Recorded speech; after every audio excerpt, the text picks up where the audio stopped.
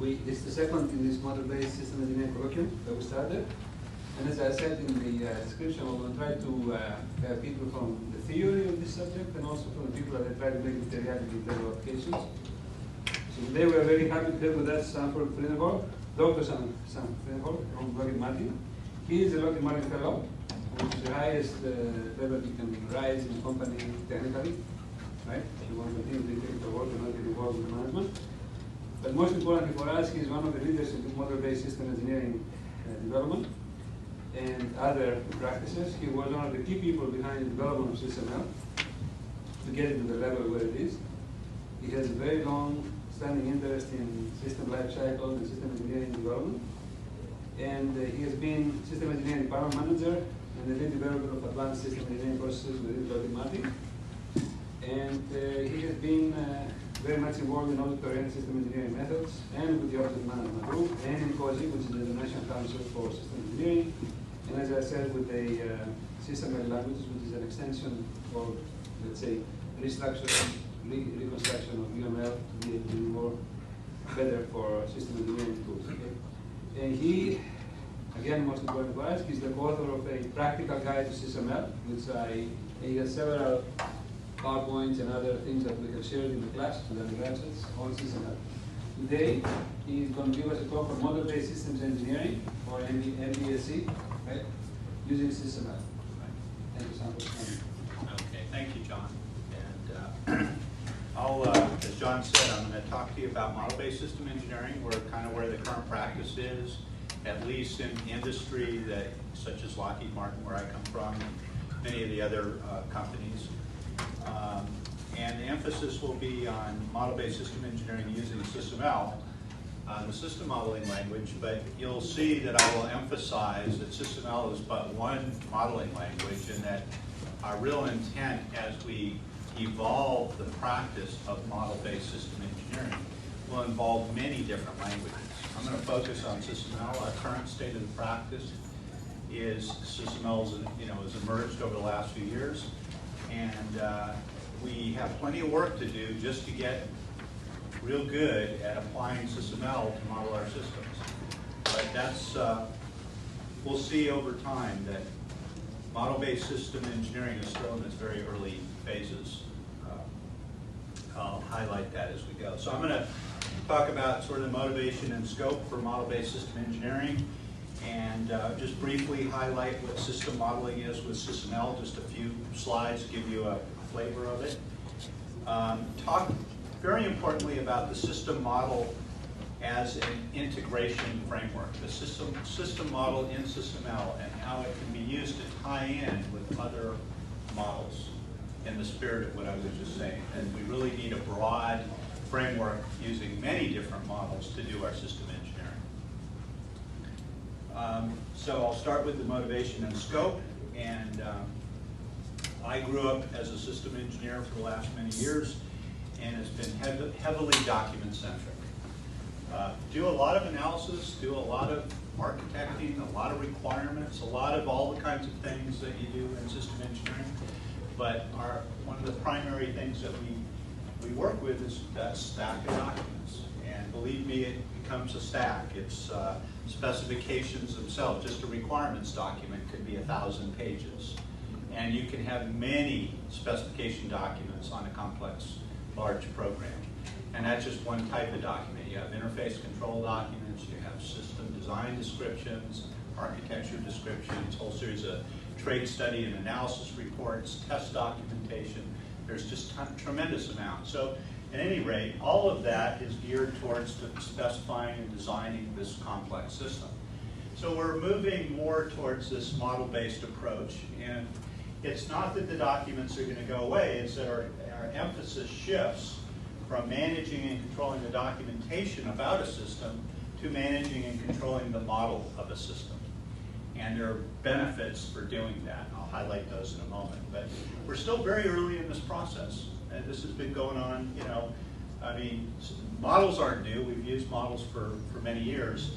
But trying to use models in this way to really become sort of the authoritative source of your system is relatively new. And it's been It's been enabled by the tools, by the standards, and the like. So what do we mean by model-based system engineering? Well, the simple answer is it is system engineering. It's just system engineering using models. So we often say that first bullet there, we say it formalizes the practice of how we engineer our systems, or how we do our system engineering through the use of models. So that's really important because it's not something new and different in the sense that we're reinventing system engineering. We're not. System engineering is a fairly established practice. We're formalizing it so that we can do it in a more, repeatable way, and we have more rigorous ways of doing system engineering. Now, when we talk about sort of the scope of model-based system engineering, I like to use this diagram here on the right, where you see sort of two dimensions. You see the vertical dimension, which is showing models that are being used from a system level. Okay. I don't have, anybody have a, let's see if I've got something in here. Anybody got a pointer handy?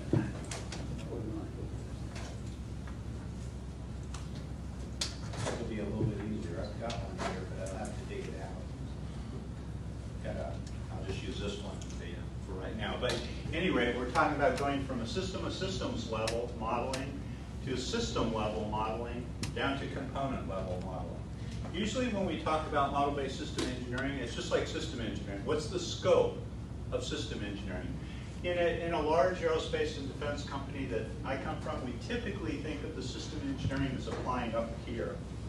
And this is sort of more component and design engineering down here. So model-based system engineering tends to cover this scope. It's the scope of models.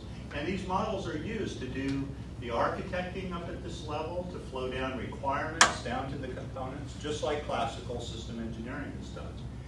Now, in addition, these models not only are used across this vertical dimension, but they're also used across the life cycle of the system. And different models may come into play depending on where you are. For example, there's very sophisticated models for describing the manufacturing floor and how you manufacture a product. So why do we do it? The basic motivation for a model-based approach, basically we're trying to do our job better. We're trying to get the quality improvements, we're trying to get productivity improvements, we're trying to reduce risk, and we're trying to bring in innovation too, which is really important. Models can really help you be more innovative because they can be very expressive and you can communicate more effectively. But basically, to achieve this, the models give you the rigor and the precision. They give you this ability to communicate in a more precise way. And they give you the ability to manage complexity, which is hard to do if you contrast it with, for example, a document-based approach. And if you just try and manage that complexity and you've got, systems like this, and you do it straight with documentation, it's just very hard to do, whereas you get in a modeling environment and you can really help to manage that complexity. This is just one example, kind of to illustrate where a model-based approach can help. And this just deals with the consistency aspect of your system description. And so, for example, think of a large set of documentation that describes the system. And you ask this question, where is truth? And I've got these different documents. And in one document it says A is less than B. In another document it says A is equal to B. And another document it says A is greater than B. So how do you know where truth lies? Now, frankly, if you open up a series of documents about your system, you encounter this all the time. You don't have just one assertion like that. You could have thousands, hundreds of thousands, or millions of assertions like that, and opportunities to have inconsistency. In a model, the idea is that you manage this through the repository, the model repository, which describes your system, and you can drive consistency through that mechanism. So this is just one example. There are many other benefits to a model-based approach, but this is one. I'll give you, some of you I'm sure use PowerPoint, like these slides here, for example. I guarantee you I've got disconnects within the slide set. You know, forget a document, just even having a set of slides. I'll name something, one thing in one slide, and I'll name it something differently in a slide later. So you end up with those kind of inconsistencies. Well, they can create all kinds of havoc in your system. And so we're a units problem. I define units here in one place, define them differently over there, and we've actually lost vehicles in space due to units inconsistencies, just as an example. So, so what is system modeling using SysML? I often, you know, just to reinforce what I mentioned before, we've actually been using models for many years. There's nothing new about models. We've had, you know, lots of different kinds of models. There's IDEF models, there's functional flow block diagrams, schematic block diagrams, different kinds of analytical models. So we have all these different kinds of models. However, we've never had, what we haven't had is the ability to tie all these different kinds of models together in a cohesive way. So that's where SysMLs come in, is tries to take these different kinds of models and provide a mechanism to bring them together. So that when you describe your system, whether it's function and behavioral aspects, its structural aspects, various analytical aspects of performance, you describe it in one consistent and cohesive way. Does that make sense to you? Does it, I mean, from a motivation perspective? We really haven't had this kind of capability. So SysML tries to address it. It doesn't do the whole job by any means, and it's going to ultimately require many, many different models to accomplish this, but it's a step in this direction. The other thing we've had a challenge with classic system engineering is we have requirements.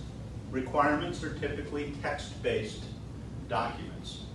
And as I mentioned before, a specification could have 1,000, could be 1,000 pages with, you know, many thousands of requirements. And those requirements are hard to relate to the design. Well, in SysML, we took these requirements and we brought them into the model such that requirements can then be traced directly to different aspects of your design or your analysis or your test. So you can bring it all together in a more integrated fashion. So SysML is a graphical modeling language. It's intended to support your classic systems engineering activities, specifying your system, analyzing it, designing it, basically architecting your system. It's intended to address systems that include hardware and software, data, people, facilities, whatever they are. It's a general purpose language. And it does support model and data interchange, which is becoming critically important. And we've got to get better at it, by the way. We're not where we need to be yet. But again, in the spirit of having models that are interconnected, where you can use this model and this model and this model, this for software, this for hardware, this for this particular analysis, etc. We need the ability to exchange data from one model to another. So that last bullet is very important. Is that behind AP 233? Pardon me? Which organization is behind AP 233? So that's STEP, AP 233. ISO, it's an ISO. It's an ISO. Yeah. Is there any particular organization behind it? Or Sorry? is there any particular organization behind it? ISO. ISO. Yeah. And there's a working group within ISO that's responsible for the SC7. So usually when we characterize SysML, we've been using this for a long time, just to give people a high-level picture of it. We usually talk about the 4 pillars of SysML, and this maps back to this this picture here. Okay, this is not SysML is just generic kind of informal representations of your system, whereas in SysML we have the ability to describe structure, and by structure we mean the ability to define a basic hierarchy of your system. In this case, this is a little snippet of a system, a little thing called an anti-lock controller, and it's composed of these 2 components. So this formally defines a assembly tree, or a composition tree, an equipment tree, a parts tree. It goes by many different names. But and there are other symbols in the diagrams as well that represent other facets. For example, specialization, which we won't go into here, just to highlight it. So structured is, when you think of structure of a system, you think of, okay, what's it composed of? So you use a block definition diagram. Or how are the parts interconnected? How does one part connect to another? And here's this traction detector connected to this brake modulator. So here's the traction detector as a part of something. Here's the traction detector connected to something. These ports enable you to specify interfaces. So when I say formalize the practice of system engineering, we're formalizing how we specify and design systems. I mean, simple things like these ports, which actually turn out to be quite complex, or can be, is an example of that. You know, specifying interfaces is non-trivial. Behavioral representations in SysML, like in UML, there's 3 different descriptions of behavior. There's a sequence diagram, which shows time going down the vertical axis, and you're exchanging messages between what? In this case, it's between the traction detector and brake modulator. So here's what you see in this simple picture here. You see 3 different views of the traction detector and brake modulator. You see it here, where it's shown as a part of the larger assembly. You see it here, where you see the traction detector connected to a brake modulator. And you see it here, where you see the traction detector interacting with the brake modulator over time in a sequence of exchange of messages. 3 different views, all of the same thing for all practical purposes. And that's the kind of thing we're talking about when we talk about an integrated system model.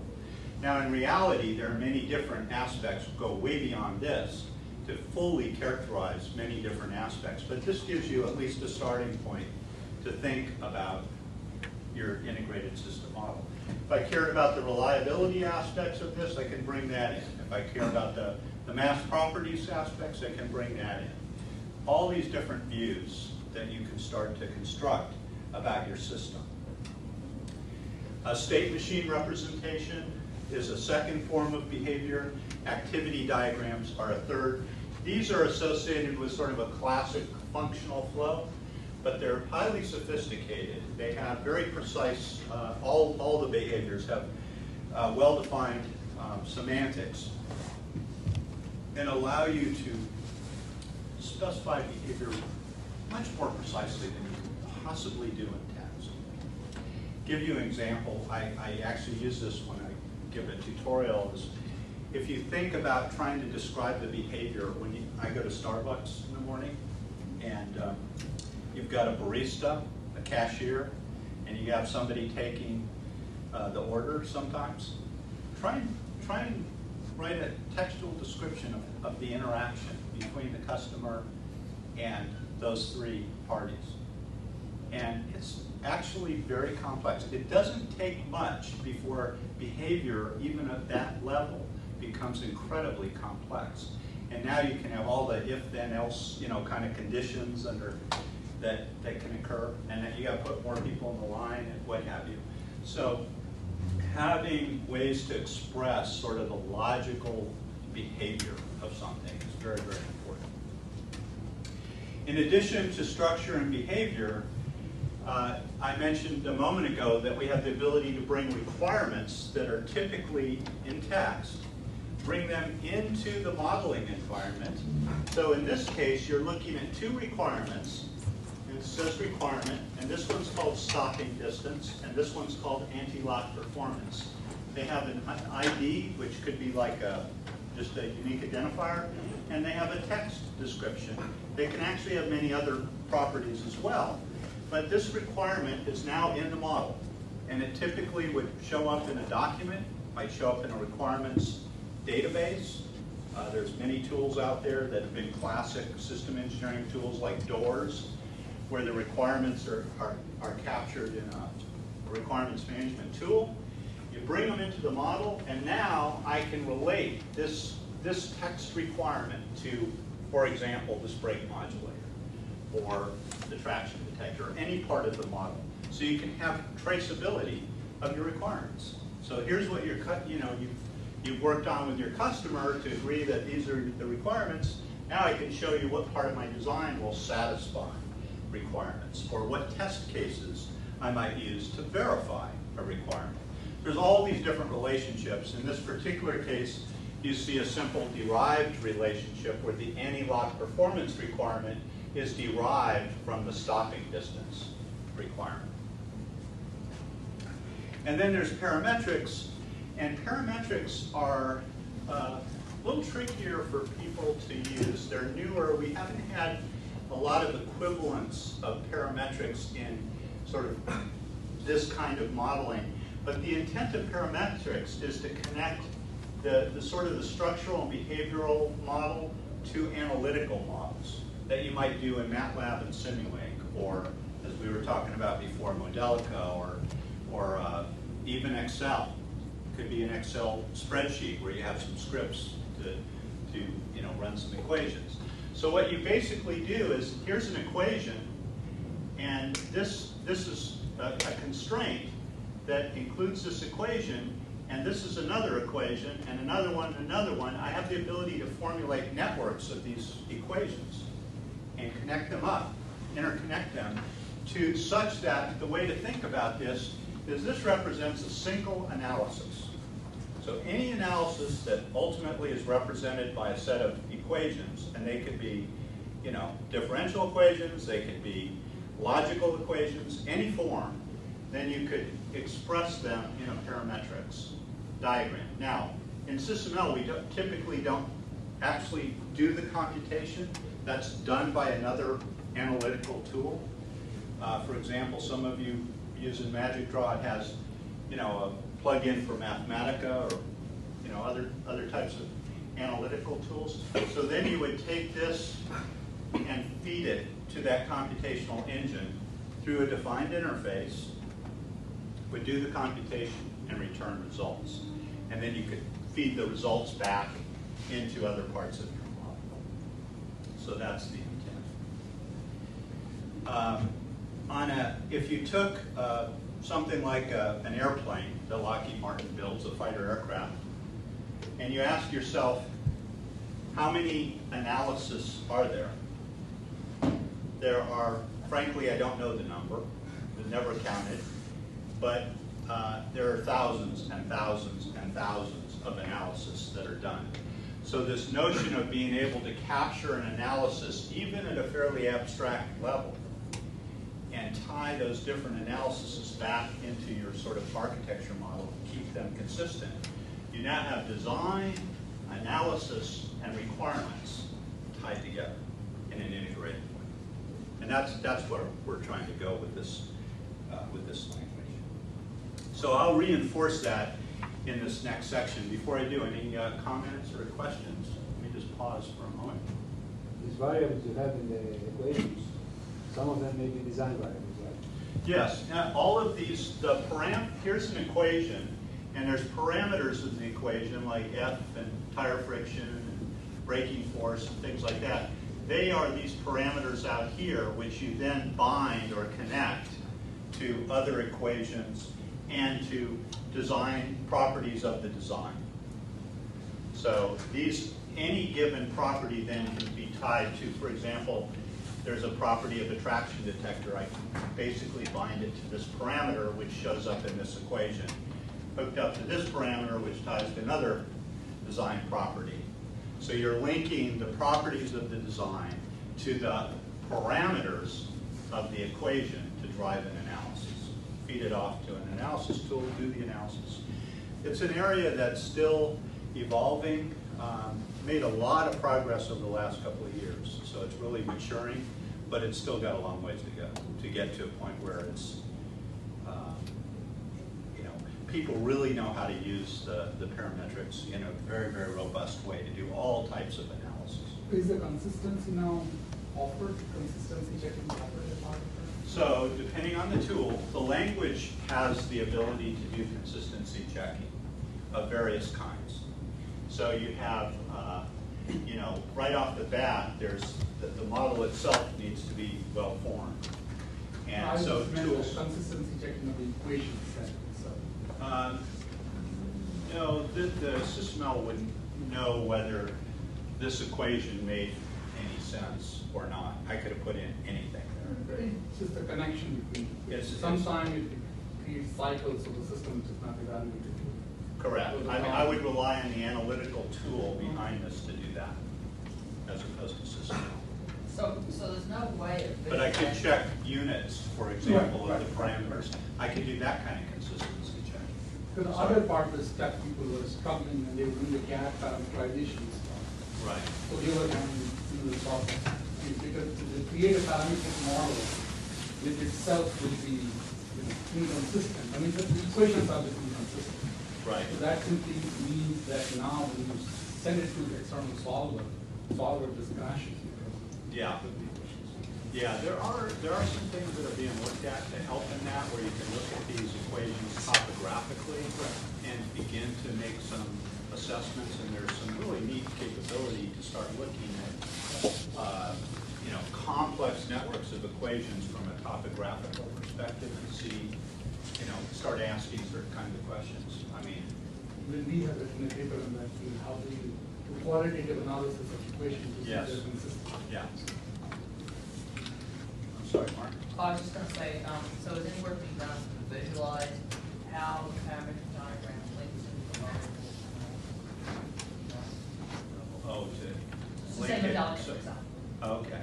where you can actually put the parametric side by side with the medallion, hierarchy. Well, there's nothing that precludes you, it's like I was saying before, earlier, there's nothing that limits you from going down to the most primitive form of these equations. You could this could become incredibly huge. It's not the most efficient way to do it. So we would stop at some level of abstraction. To be honest, the place that I'm, as a really good stopping point is for each analysis to have simply one constraint with the input and output parameters of it well defined.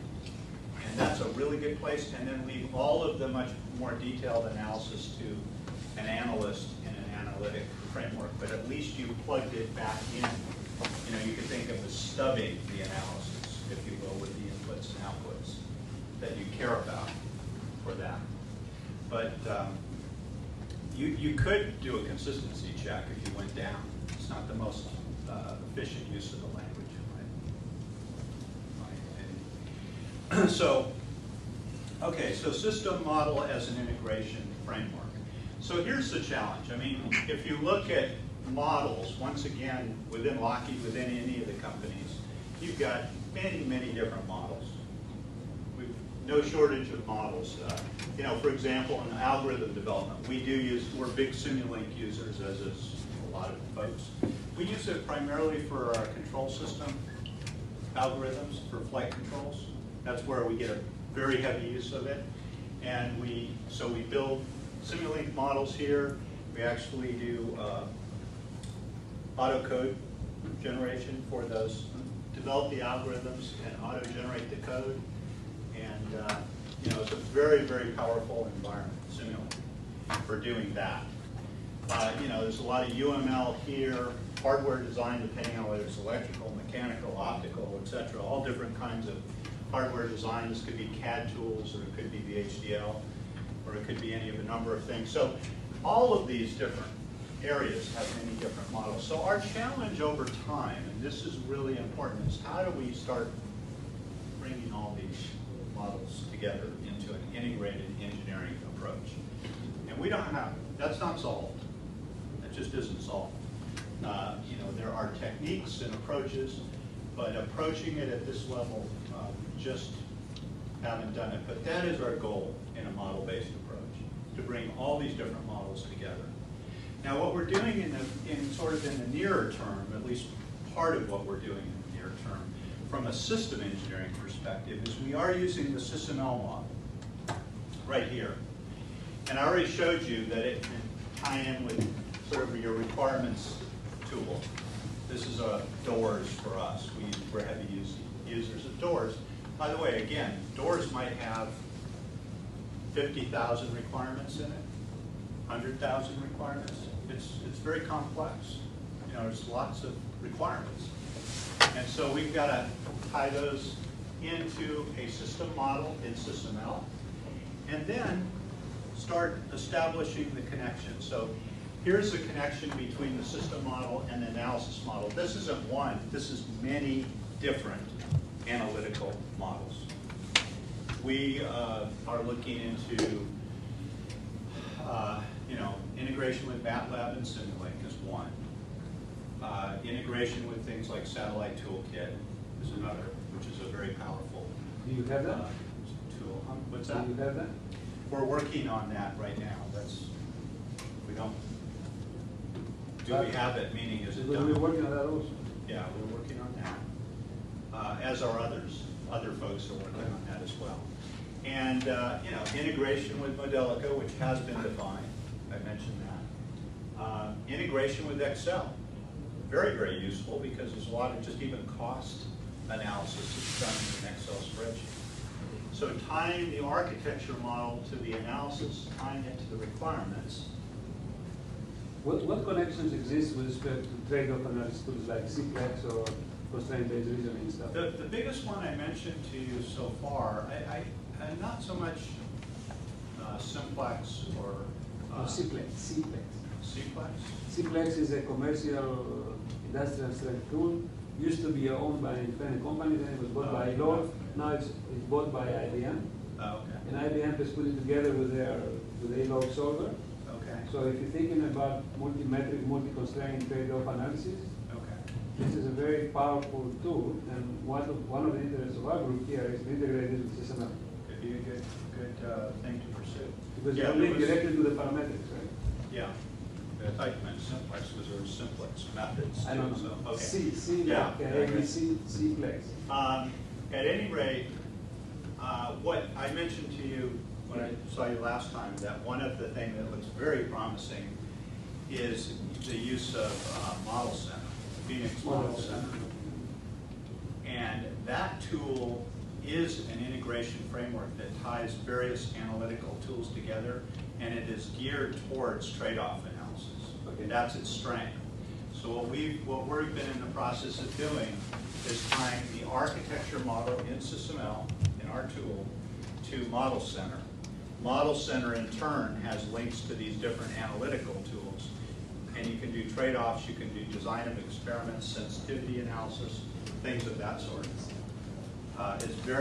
looks very, very promising from what I've seen so far. And then, so I mentioned architecture model requirements, architecture to analysis, architecture to hardware, architecture to software models. So this might be a UML model. Could be other models as well. This could be, if you were doing FPGA design, one of the areas we've looked into is System C. I mentioned that before. And the HDL, right, down here. Ultimately tie it into the CAD model. Then some preliminary work done in that area. So there's all different types of integration. And then tying it in with your test models. So this is sort of a near-term sort of subset of that bigger picture that I was describing, but I think it shows a lot of promise. In the last yellow box you put verification. Is there any work that you know that connects the rest of it to things like model checking? That model checking? Model checking, yeah. Model checking, right? Yeah. As a verification tool. In other words, one of the things that is promising in this vision is that if I have models, I can validate and check my system, including requirements, 70-75% automatically. To do that, you need to invoke model checking methods of one kind or another. Yeah, so there's two parts to the model checking. One is, again, some of the tools do checking to just make sure that your model is well formed. They don't say anything about the content of it, almost like your equation point. Your model is well formed. And some of the tools, including Magic Draw, have that capability. If you wanted to do certain kind of checking, for example, let's just say a typical one is, do I have any requirements that are not satisfied? Right? That would be a typical check. Or real time. Well, okay. Yeah, there you would have to go into if you were doing a checking to see if performance requirement was satisfied, you basically have to go execute it and see if that it's required. But there are techniques that you can say the number of experiments you do and executed by cleverly picking the tests. you Yeah, put that would you fall put into the model center thing. That's more like the design of experiments. I mean, that's your purpose. You will put it there, or you put it as an analysis model, this particular tool? That would be sitting sort of, it integrates analysis models, and Right. it's an integration platform. Thank you. So anyway, but tremendous amount of work to do in all these areas. But it's progressing quite nicely. There's just a lot of promise. I view this, like I said, as this is the nearer term step So for question getting these for models everybody here. tightened Suppose down. we have a group of experts here who are experts in one of these areas, like analysis models or checking and so on and so forth. And they have very powerful tools in that area, let's call them their own expertise domain. What's the mechanism that we can link with this group and say, we are interested in doing the interface of this to that? Let's talk about it offline if you have some. Is there a thoughts. formal mechanism or something? We'd have to define it a little bit better, Sure, but the sure. answer is, through the OMG, there are different opportunities to do things like that. Or you could We'd go have via to- model center. What's that? Or you would go via model center. Yeah, depending on what we're trying to accomplish, right? That's why I say we need to probe it. Okay, thank you. Okay. So I showed you this notion of integrating models and the role that the SysML model can play in sort of as a framework for tying the other models together. I mean, what better place than having your architecture serve as the vehicle to tie these other models together? So this slide just focuses on the process, typical process for flowing requirements down from a mission level to a system, to an element, to a component. Just a simple graphic just to illustrate that, in fact, models are used to flow requirements down. So as a system engineer, this is what we spend a lot of our time doing, flowing requirements down. We have a customer and an objective, a set of missions that we have to go accomplish. And now we have to turn that mission into something that we can go design and build. And how do we do that? We do that through defining mission and then requirements at these various levels of design, flowing them down to a level that somebody can go off and implement, design and implement at this level. So that's really what we do. That's sort of the notion of system engineering. So what you see is you just, instead of flowing down just requirements with text documents, we flow down requirements from the model to this next level. We do our system engineering. At that level, we flow it down to the next level, etc. Now, it never works straight flow down. You're always working bottom up, top down. This is never the way it works in, like this. You don't want it to work that way. But nevertheless, there's trade-offs and analysis and simulation that's done throughout this entire process. And of course, there's feedback flowing back up throughout this entire process. So it's a highly iterative process. Modeling is very good for that because it's a lot of iteration and it's a very dynamic environment. And you, in fact, you could be down here doing design and realizing something about your mission.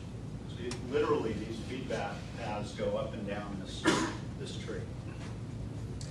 Simple example of a process to go from one level to the next. This is the one. This is an example that John Watson is a colleague of mine at Lockheed, and he captured this simple example. He works on one of our Navy combat systems. So this is sort of a really simplified version of that, but kind of illustrates how you step through this process. So here you see starting up at these system level requirements, doing use case analysis, defining your use cases, defining your activity diagrams.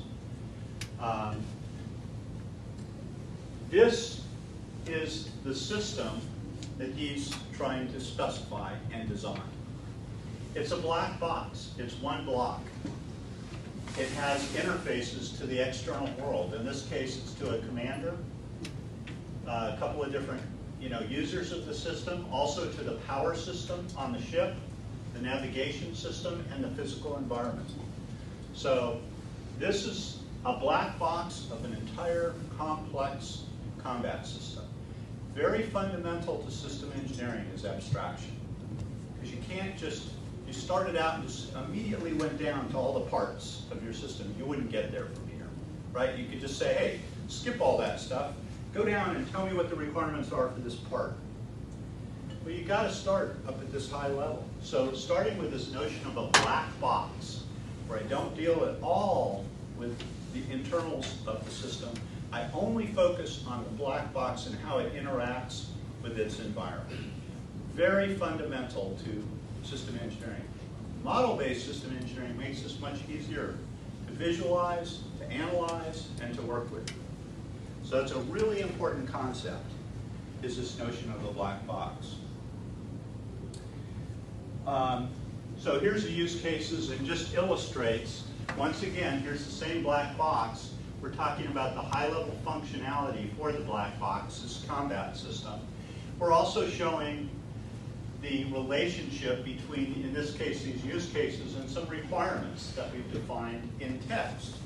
We brought them into the modeling environment, and we showed this relationship to the text requirements. So again, these are typical of the kind of artifacts that you might create. Then we show an activity diagram. Now here's the same shipboard combat system that I was showing you in that black box, but we're describing what it does. It selects a weapon. Here you see the warfare coordinator, and here's the target environment, and you can see the interaction between the two, between the three, and what the combat system does at a black box level. All of these are different views of that black box, like I was referring to earlier. So it's the same combat system, but we're looking at it from many different perspectives. By the way, that's what makes system engineering that much more challenging, because you're not looking at it from just one perspective, you're looking at it from many perspectives. If you're doing mechanical CAD, and you typically sit there in front of a CAD model, for the most part you're looking at that geometry, and you might view it from different angles, but you're always looking at that sort of it from a geometric perspective. Now clearly you do all the analysis on it, but in system engineering you really have to look at this thing from behavioral, structural, analytical performance, reliability, safety, security, you name it kind of perspective, you have to look at your system. So you need ways to address that in your model. Okay, I've described my black box. Notice here, it's the same black box as I talked about a moment ago. It's the same shipboard combat system, but now I'm showing what are the components of the combat system. In this case, these are the various subsystems that make it up. I have one-to-asterisk, one-to-many sensors, one-to-many sensor subsystems that the combat system is made up of, etc. So this is now starting to talk about what's inside the black box. And now I want to say, okay, you told me what's inside the black box. How are those subsystems interconnected? Well, they're interconnected in this way. And by the way, here's the black box again. But now we're looking inside the black box and seeing how the different pieces interconnect. And then I might need to look at the behavior of those pieces. So here's a sequence diagram describing those same subsystems, but I'm looking at how they interact amongst themselves to achieve the same higher level objectives that I showed before, that I described before in use cases. And then we might bring in parametrics. Here's a simple example. You probably can't read it from back there, but here's an example that says, this is a reliability analysis. It says reliability analysis spreadsheet. This actually was analysis that's done in Excel. It's based on an analysis that was done in Excel. Very complex spreadsheet. I saw it. It's incredibly complex. I mean, it has, thousands and thousands of parts and lots of stuff in there. And he's kind of abstracted it up to this level to tie it into the spreadsheet and then go execute it in the spreadsheet. And these are some of the parameters of the system. Like this says,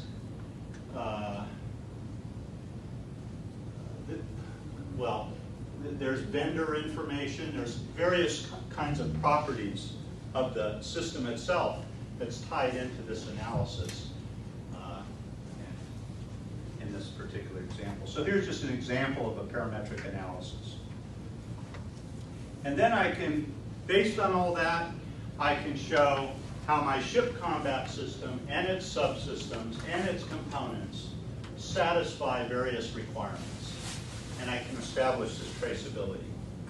So there you kind of have a picture. We started at a sort of a high level, mission level with use cases, and we looked at the system at a black box level. We looked at its behavior, its interconnection. Then we decomposed the system into subsystems. We looked how they were interconnected. We looked at how they interacted. We did a particular analysis on the system. It happened to be a reliability analysis. And we flowed the requirements down from the very high level, those high level requirements that trace to the use cases up front, all the way down through the system. And now we can hand off these components, whether they be hardware or software, to component developers to go off and do the design. And of course this is iterative, so it's not a throw over the wall. It's highly iterative and integrated. That gives you a picture of kind of how you do the system engineering. What do you keep track of derived requirements when you introduce new requirements for pieces? That Okay, so for example, this requirement is derived from this one. from this one. So it's a more detailed view of the parametric or the requirements. Yeah, I mean, derived is explicitly used to show a relationship amongst higher level requirements and lower level requirements. There's various relationships you can use that mean somewhat different things. Any questions or comments? So, I mean, doors, for example, has very detailed notification and access control and lots of different things. So are there tools now which have been built around SysML which would have this kind of? Yeah, so you typically have a model like this, which you know, can easily be, well, they could be, 50,000 model elements, they could be 100,000, they could be 1 million. It can be huge. So you have to really manage the model. So typically your modeling tool works in conjunction with the CM configuration management tool. And you organize your model in these packages.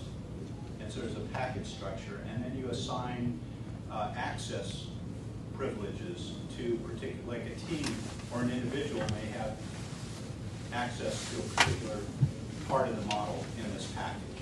And he can write to it, he can make changes to it, he can read any part of the model, but he can only make changes to this part of the model.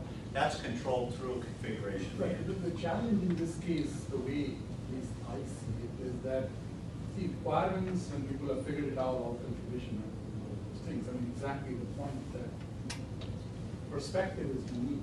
So it's clear when I'm tweaking something what's happening. In this case, the problem is that easy to make things inconsistent. For example, if I'm looking at it from one perspective, for example, if I'm trying to tweak now activity diagram, it may have some implications for the use case. Right, but what the value of the model is that you have these built-in relationships and you can see an impact. If I make a change to one element, that I can see its impact on others, on other elements in the model. So I could see if I change this activity that would in fact impact that use case. But how would the linking work? Because my understanding is that use case diagrams and activity diagrams are separately stored. There's no linking between those things, right? No, there is. Can I block an occasion that I don't want from a certain view to another view? Sorry? Can I block if I have access to certain blocks, certain packets that I can modify, but the other guy from his packets tells me you cannot execute this kind of thing. Absolutely. From my point of view, can I do something in the requirements or via the constraint implementation or something to block certain modifications because they are undesirable from the other point of view? Yeah, there are ways to manage. Because this will straight line, okay, they change the line and go through a lot of spirals that they end up nowhere. Yeah. I mean, it's it's a big model. You have to organize it in such a way where you take configuration management of the model into account. Right. And you organize it such that you can, you know, decouple parts of it, work on it.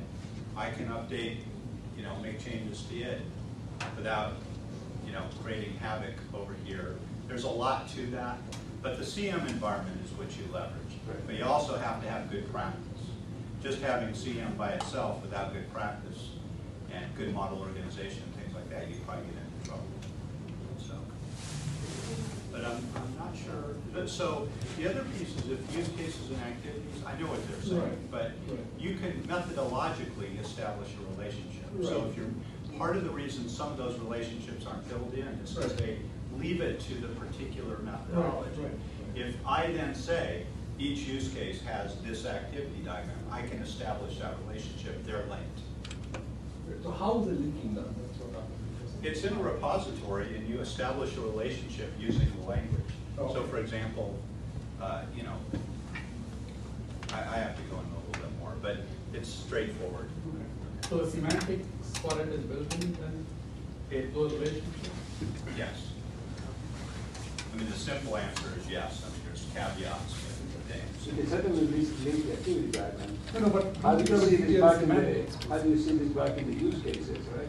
Is it a little more difficult? Right? Yeah. And you can see easily how you can link the activity diagram. The labeling is easy, but the semantic of what it means. Yeah, most of the tools, like for example, just a simple example, if you go to a use case, create a use case diagram, here's a use case, and you right click on the use case, and it'll say create new activity diagram. Create new activity, they're connected. Okay, so they're that use case and that activity diagram are connected. In some cases where they're not, you can create a linkage in the model using a specific relationship. For example, in that case, I could just establish in the model a realization relationship between each use case and an activity. And I can define that, and I've done it, and it's there. So, you know, but that would be a methodological decision.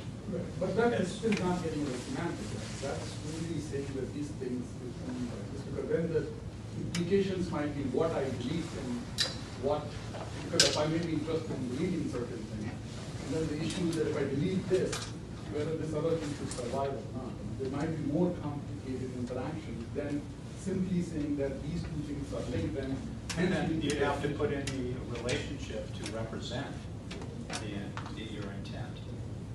So if you wanted, for example, if I deleted the use case, I wanted the activity diagram to be deleted also. I can handle that with a particular type of relationship. So, okay, I'll kind of leave that for there, but I'd be happy to follow up with you. So, and then here we're showing just a tabular view of your requirements, and in this case, these are the blocks that satisfy particular requirements, but in most of the tools, they have a pretty rich tabular view of your model. So we don't limit it to straight graphical view. A lot of things are better represented with tables. And so you have, and most of these tools have a fairly rich capability to represent the information that's in your model in tabular views and show these cross relationships. It's very, very useful. So that's a little picture of sort of how SysML is used from a process perspective. I hope that gave you a little sense. Mission level down to components.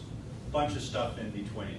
Flowing, you know, architecting your system, those block diagrams, the activity diagrams, the parametrics, all of those are helping you to characterize and flow down those requirements. So, this topic, just wanted to say about one aspect you saw in that previous one, and we've been talking about, is tying in your architecture model in SysML with these different analytical models to do your trade studies. So I mentioned Model Center as an example, a very powerful tool with or without SysML, but when you bring SysML into it, it adds additional dimension, a capability to it. But here's an example where I have an architecture model. I have these different alternative architectures. And I want to, for each alternative, I want to do a series of analysis cost, reliability, performance, and I want to look at how well the overall effectiveness of each alternative is based on performance, reliability, and cost, or whatever the parameters are of interest. And then, basically take this result and feed it, here's performance, reliability, and cost, and look at each alternative and get an overall effectiveness, like here. Here's the effectiveness, here's performance, reliability, and cost. And then feed the results, the values that I get for performance, reliability, cost back into the model. So that would actually be fed in here. So the bottom line is that the tool suites that we're looking at are intended to help you through this process. Again, this is just focusing on that piece I described earlier where we had the architecture model and the analysis models. This just shows it to you in a little bit different depiction of it to say this is more typical. We really have many alternatives that we have to look for each one, many analysis, do, in some cases, various optimization schemes, trade-offs, and do all of this. So I mentioned the Cisinel to Modelica. This for Modelica is a very sophisticated physics-based modeling, simulation modeling environment, language, and associated tools. And what we did through the OMG is we looked at how can we take a descriptive model in SysML and tie it into a Modelica simulation model. So we get the strengths of both languages working together. So we actually developed a specification for a formal transformation from Cisinel to Modelica and back. And this goes into some of the specifics. Chris Paredes was the guy who led that up. He's out of Georgia Tech. He did a fantastic job.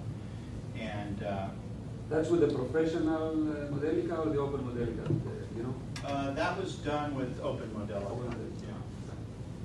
So just to give a highlight, and this happens to be the robot example. You're out of Chris robotics. and I were at the same time at Cisinel. Oh, is that right? You know Chris?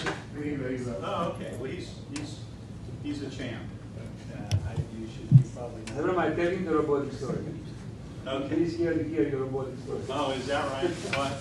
Well, basically. That was before this development, when you went together with Chris. Okay, so all we're highlighting here is just, here's a typical, what might be a SysML model of the robot. And it just meant to kind of illustrate, kind of along the lines of what you just saw. I personally have never worked on robots, although I did take this example and started to work through it and enjoyed it a lot. I found it really interesting. But, here's some use cases for the robot. Here are some requirements for the robot: cost, performance, and reliability. Just as examples, as well as energy consumption, weight, and accuracy, tracking accuracy. I'm sure that's probably different terminology that you use, but it's probably close enough. I assume it's fine. And then here's, for example, remember I mentioned the black box for the combat system? Here's the black box for the robot and its interface. You can't read this, but what would it say? What would it interface with? What would the black box robot interface with? Probably humans. Okay. What else? A road. What is it? A road. For a robot? Yeah. I mean, it depends upon what kind of Okay. robot. Yeah. What kind? Yeah. it depends Okay. on If it's. You have a particular robot in mind. What else? Actors. Okay. Huh? What was that? Actors. Okay, so in this case, and I did this one, so, I backed it out from, actually we had started with a Modelica model, and it was actually quite interesting to see how they had their model, and then backing it out and trying to create a SysML model. But what I have is a driver to drive the robot. I don't mean a driver, but something that would input, basically there's a controller interface here, there's a power source for the robot, there's a load external to the robot, and the platform. kind The of- physical platform that the robot's on, sits on. There's something that it sits on. So think of a robotic arm on a wheel. Yeah. Right? That's a good example. You know. Well, what I found, by the way, when I looked at the Modelica model, and this was why it's a sort of complementary languages, is some of these, they didn't have this view. They didn't need it for the analysis. This sort of this black box notion didn't show up. I found that very interesting. That was insightful to me to work it the other way. The other thing is these elements, the load was embedded in the robot. It wasn't a distinct external thing, even though it's defined. You didn't look at it quite this way as an external thing. I don't know if that's your experience or not, but it was clear from that Modelica example. It was just sort of embedded in the equations. You couldn't even barely pull it out. I mean, I know the Modelica guys from the very beginning, right? So Yeah. the way I would describe what you just said is they have too many damn components and no abstraction. They didn't have abstraction. It's very much. So from a system engineering perspective, I literally wanted to start actually even a little higher than this, a little bit more abstract. I wanted to know those measures of effectiveness. I was thinking about doing the analysis on the load of the trajectory without knowing anything about the internals of the robot. I was thinking about just saying, okay, what path do I want it to follow? I assume you do that, but I don't know because I've never worked in robotics area. But what path do you forget? There's a robot there. Where do I want this load to go? In space, and I don't even need a robot. I want the thing to move from here to there at this accuracy and this speed. So there was a level of abstraction that I wanted to do the analysis at. I found that was hard, and we still got to solve it when we tie into Modelica. But They the were way important down. for us is integrate SysML Modelica to MDL first. Yeah. Yeah, so that's probably what sounds like what MDL does. MDL is a motion description language. Yeah. We discussed before, where you describe what you just said, describe the path, the different paths with certain accuracies in a certain way so that this. And I could start to do even power traits independent, just based on physics, without even knowing anything about the robot. You could say, if I want to take a certain load with a certain accuracy, tell me if I'm wrong. But that's what was interesting to me. If I want to get a certain accuracy, position this thing at a certain rate, certain accuracy, I could figure out how much power was required to move that thing just based on basic physics, Right. without even knowing anything about the internals of the robot. Now, there's efficiency factors of the robot. But anyway, I thought that was interesting. So in Modelica, they have a graphical language. And so this is actually a Modelica view. The SysML view looked exactly the same. We didn't have the iconic representation, but it looked exactly like this. So we were able to transform the SysML model to Modelica. But in Modelica, underlying each one, here's the arm, the actuators, the control bus, etc. Each one of these has their equations embedded in their elements, which we can capture in the SysML in a very similar way, or we can abstract it back to the point we were at before. So at any rate, there's a fairly good example of this. That's all I was going to show on the robot, just to give a flavor. So we went from this SysML view to a Modelica view, which you could then execute using the Modelica compiler. And the beauty of the Modelica is you can actually have different physics. Oh yeah. For instance, I can have different metals for part of the model, or different materials, and that would be different behavior, which you don't have to necessarily carry the SysML model, but you can carry the Modelica, because it's multi-physics. Yeah. So you can try different cases of implementation in Modelica for the same SysML abstraction, back and forth. Right? Say I want to have an arm, and I want to implement it with certain flexibility. Right? I want to make the mass to length ratio very light, in which case I have flexible dynamics in a Modelica level. In another implementation, I trade it, I have something stronger. And then you can see how the same blocks on the system will give a different performance by going to one more detailed level down in Modelica and back.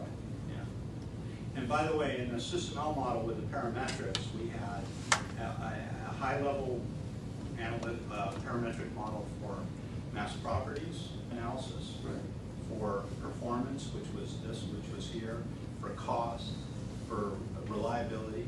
So we had a whole series of them, whereas only one of those analysis were we doing in Modelica, which was this one. But all the other analysis, some were done in spreadsheets, some were done in this, some were done in various tools. That's really where a lot of the value comes, is you can feed it off, feed these different analysis to different tools. You can do a gross analysis, forgive me if I'm wrong, right? Or correct me if I'm wrong.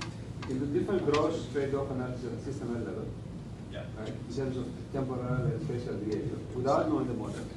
And then pass those requirements to the model to see if they can be satisfied with particular implementation. Without knowing the details of the implementation, right? Just on the basis of very rough, constraint on a pathway SysML level. Yeah. So I took a little bit longer on this. I just realized I didn't do a good job of managing my time. So what I'm going to do is I'm going to jump ahead to like 1 or 2 more slides and finish up, because I said I was going to be done by 6, and I just realized I'm well over. So, but you should get a general feel. There's, what SysML model, how it supports kind of model-based system engineering approach. This notion of tying it in with all these different types of models. But don't skip on your slides on impact, because this I want. That one's the one I'm going to go to. This I want to. That's the one I'm going to go to. I'm going to skip the stuff on the UPDM, Yeah, okay. and I'm going to jump to this slide here. Right. Your impact. So this, as part of INCOSE, we have a model-based system engineering initiative, and we have a vision for model-based system engineering.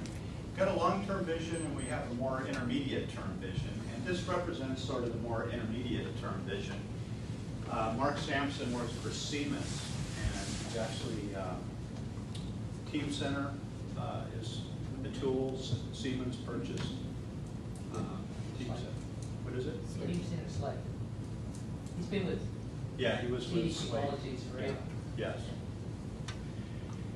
And at any rate, so what this just highlights is how an integrated model, along the lines of what I've been referring to, not just the SysML model, but a much more robust integrated model with different, CAD, CAE, systems, software, etc., could be used to do, a simple scenario where we have a change in requirements. So, and you probably can't read this in the back, but here's an automobile with a minimum turning radius requirement of 24 feet and a drive pavement braking distance from 60 miles per hour down to 0 brake in 110 feet. And for various reasons, somebody comes along and they're a customer, or in this case maybe it's a market survey, and we're going to modify this 110-foot requirement, and we're going to make it 90 feet. And when we do that, we can, if we have this in a model, we can start to see the impact of that requirements on different parts of our system, in this case of the automobile. And that's what we want to get to. We want to be able to, this is just one example how a very robust integrated modeling environment could help us to analyze something like this, change to a requirement. And so as you drill down and you look into your integrated set of models, you have the ability to see the impact of this requirement change on all these different parts of your system. So I won't read them to you, but there's a thermal heat dissipation impact, there's a pedal feedback ergonomic impact because you had to stop, so maybe you had to put more pressure, hydraulic pressure, some sensor, MTBF maybe was impacted by this. It's notional, but you get the idea that these are the kinds of things that would be impacted. And then you could drill down further. So here's an example of a component that we're going to drill down to. We happen to have a CAD kind of model of it, an electrical model, and we can continue to drill down into the circuitry of that component. And in this case, I don't recall the specifics of it, but it actually turns out there was a wiring harness impact associated with the connections amongst these pieces. And ultimately, there was a failure modes and effects analysis that was done, and the impact was all the way down to a particular failure of a particular device. So we have this requirement change, and we can see how it ripples all the way through these different artifacts throughout your design. and understand what impact it will have on even something like failure modes and effects analysis. And that's sort of the interim vision that we have. So this highlights it. I don't recall the specifics. Mark can do a better job of elaborating this particular example, but you get the picture. That's what we're really trying to accomplish, is to get this fully integrated environment where we can do this kind of impact. I'll skip most of the left. I think I'm going to stop with this slide and just highlight a few things about model-based system engineering. This actually came out of last year's model-based system engineering workshop. But a few key observations. One, we view model-based system engineering still as early in its adoption phase. It's still early, which is a big deal for you because y'all can come in sort of from the ground floor and help shape it. And that's true. We're seeing people helping us shape this practice, and there's a lot to do. We kind of make the analogy with the early days of MCAD and ECAD, which I remember well. And even when folks went off the drawing board into those CAD tools, early CAD tools like Applicon or some of the other CAD tools, it was viewed as sort of a toy. It wasn't taken real seriously. It took a long time to really, really mature. So model-based system engineering is kind of in a similar state as the early days of mechanical CAD. The future needs, it goes way beyond what we've traditionally been dealing with in aerospace and defense, because we are seeing things in healthcare, in energy, in environment, in systems biology. All of those areas are emerging application areas, and this is going to be critical to helping us in all of those areas. It helps, some of the needs that we have is first to apply it to these new areas, just like what Mark, we were talking about a bit ago. What does it need to apply it to system biology, for example? But, systems are getting more complex. I mean, we say that all the time, but they are getting more adaptive. They are getting, some people say, more chaotic. I don't know that I could fully interpret that for you, but there are just a lot of systems out there that are like the power grid.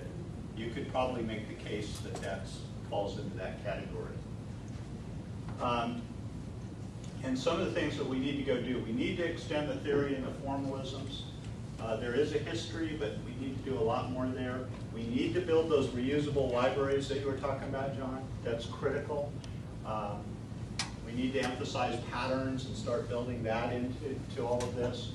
We need to continue this integration across modeling domains, as I've emphasized, and continue to support the evolution of the language, the methods, the tools, and the like. So I think I'll leave it with that. I mean that's sort of the direction we're trying to go. We have a practice that's come a long way in a relatively short period of time. You all are going to get really going to the extent you either doing system engineering or supporting it in any sense. You will be doing it in a model-based way. So learn it and help us grow it and evolve this capability. So I thank you. Thank you very much. I'm going to be late, but we have time for questions, so please, Jared. So I'm kind of new in this, and I'm trying to learn as I'm discussing it with John and Mark. And my area is our expertise has to do with microelectromechanical systems, devices, miniature systems.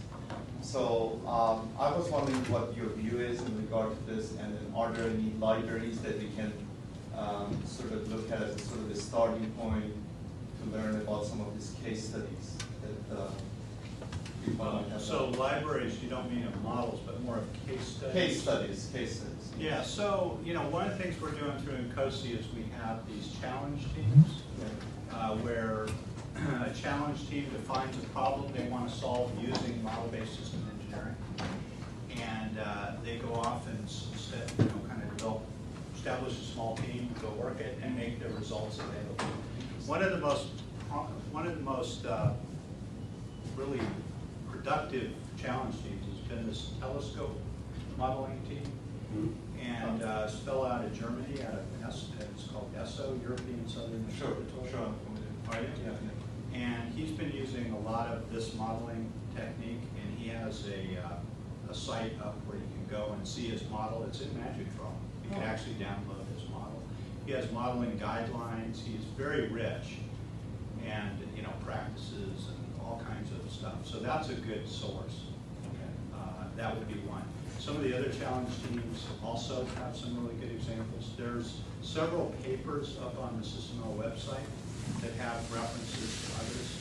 One of the challenges we have, like within Lockheed, is our models we can't share. So you find a lot of the companies, because they're intellectual property, and they don't just make them readily available. So that's one of the real limitations we have in our ability. That's a fundamental difference, by the way, with the system biology community where everything is shared. Yeah, they're not trying to hide a whole lot about the human body, I guess. Well, it's not only that, it's just so difficult that nobody can think of doing it alone, so they need here. Yeah, this is okay, the- that's fair. So it's fair to say there are not that many examples.